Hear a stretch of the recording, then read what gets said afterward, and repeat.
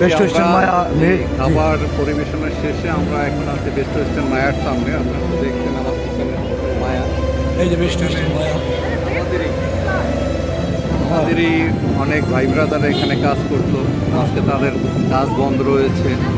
তো আমরা ধিক্কার জানাচ্ছি এই ধরনের সহিংসতা কাজ যারা করছে।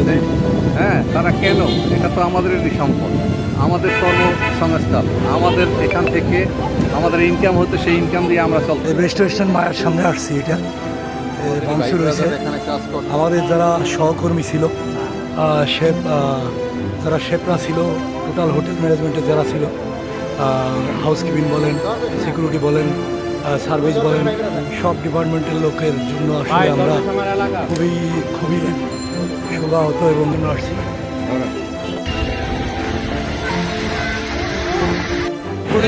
বর্তমান